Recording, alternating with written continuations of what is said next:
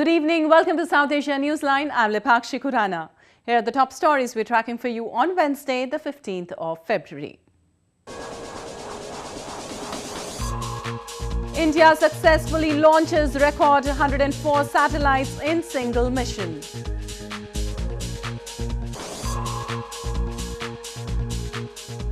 Sri Lanka asks failed asylum seekers to return home from Australia.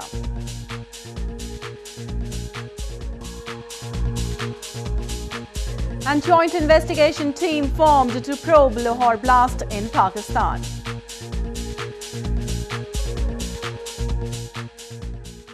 And now for all the details. Indian Space Research Organisation on Wednesday launched a record 104 satellites on board a single rocket. The Polar Satellite Launch Vehicle was lifted off successfully from the spaceport of Sriharikota in southern Andhra Pradesh province.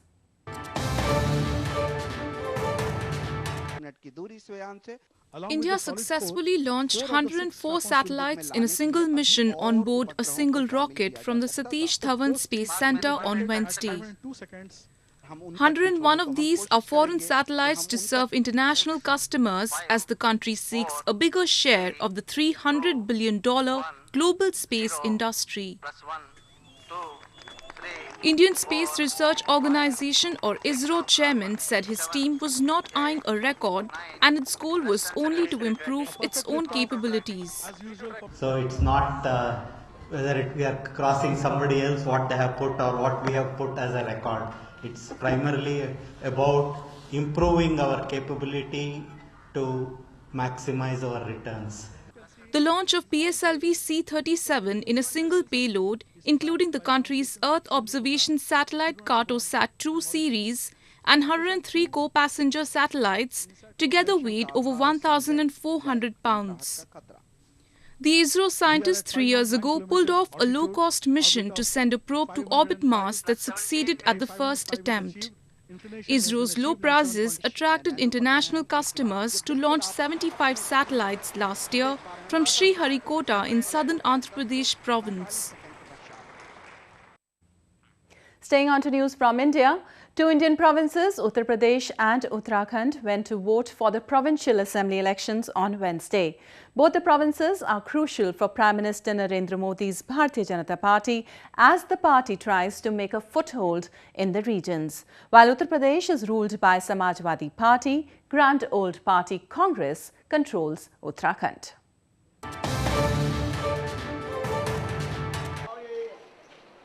Amid tight security, polling for single-phased assembly elections in hilly Uttarakhand province was held on Wednesday.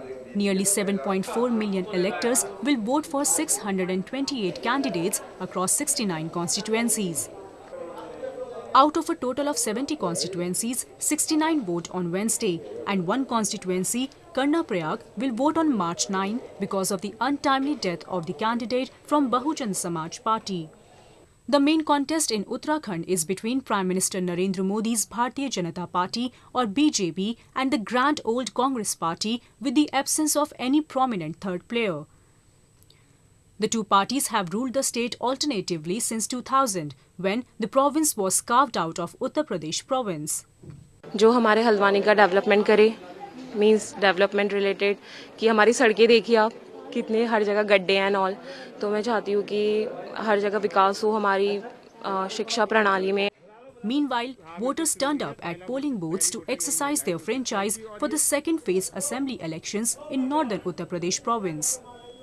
Uttar Pradesh's elections will take place in 7 stages for over a month to elect a new assembly. A total of 721 candidates are in the fray for the second phase of polls being held in 67 constituencies across 11 districts in Uttar Pradesh. Uttar Pradesh में परिवर्तन हो इसलिए हमने साफ स्वच्छ मतदान किया है.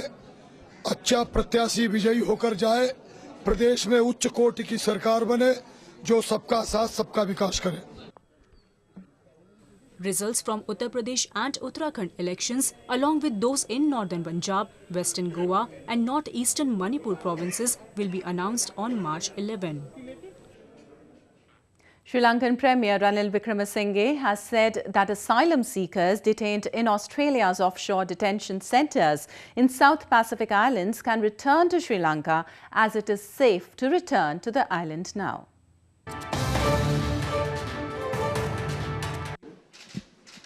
Sri Lankan Prime Minister Ranil Wickremesinghe, who is in Canberra for a state visit, held discussions with his Australian counterpart Malcolm Turnbull on a range of issues. Both the sides reiterated their joint commitment to combating people smugglers in the Asia-Pacific.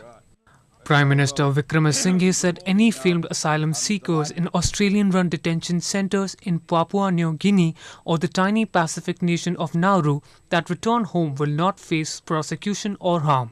They left Sri Lanka illegally. They are welcome to return to Sri Lanka, and we won't prosecute them. So they can come back to Sri Lanka, and we will help them. But remember, they broke the law to come into Australia, attempting to come to Australia. The two countries signed agreements on development cooperation and on strengthening cooperation in sports. The meeting between the Prime Ministers marked 70 years of diplomatic relations between Australia and Sri Lanka. News just in, one person was killed in a suicide blast in Pakistan's Peshawar city when the bomber targeted a vehicle carrying civil judges on Wednesday.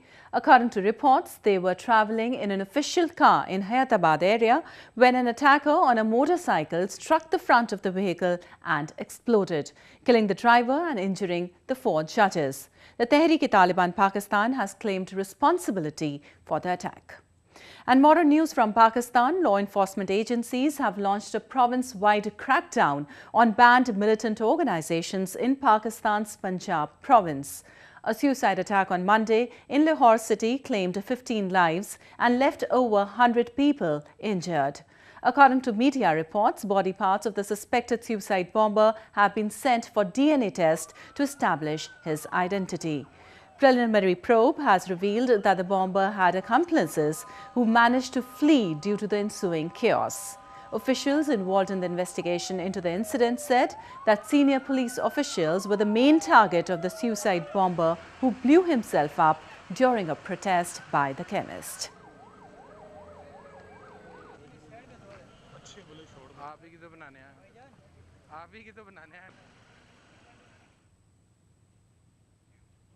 India's paramilitary border security force or BSF detected a trans-border tunnel along the international frontier with Pakistan in Samba district of northern Jammu and Kashmir province. A report.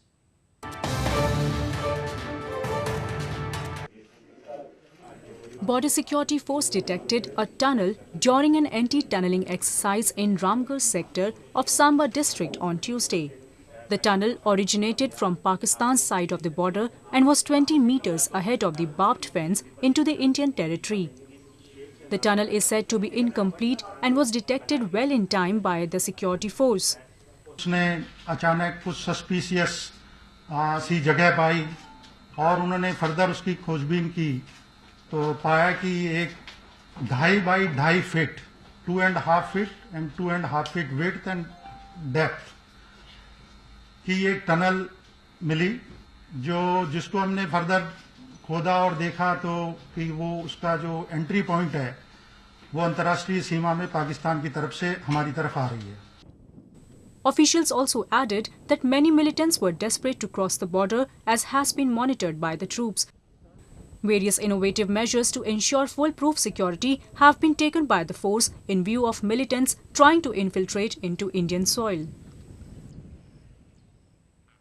Nepal authorities have unveiled plans to connect Mount Everest base camps with free high-speed broadband.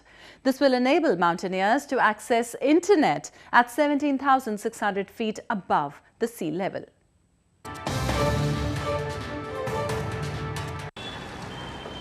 The Nepal Telecommunications Authority is planning to expand free broadband internet facility in the Everest base camp and the Annapurna base camp, two major trekking areas of the country.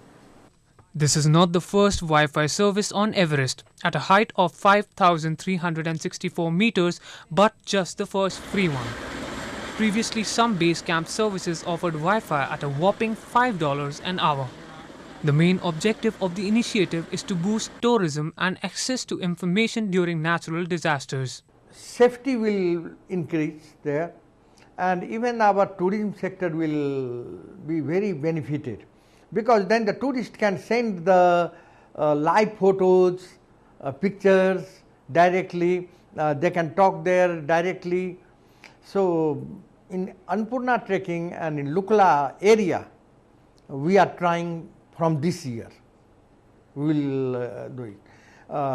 Local, it will be managed by local internet service provider, that is ISP, and operation and maintenance cost, which is under finalization, like the bandwidth cost, that will be borne by us.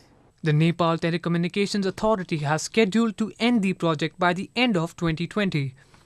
They intend to introduce a system of wireless broadband transmitters to send microwave signals up and down the mountain in case extreme weather proves too much for the fiber optics. Nepal receives thousands of tourist footfalls each year, many of whom eye to ascend the Mount Everest. Well, that's the way it was in South Asia this evening. Before we conclude, the top stories once again. India successfully launches record 104 satellites in single mission.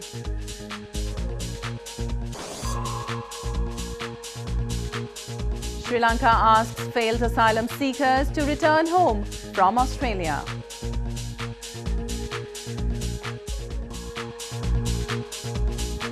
And joint investigation team formed to probe Lahore blast in Pakistan.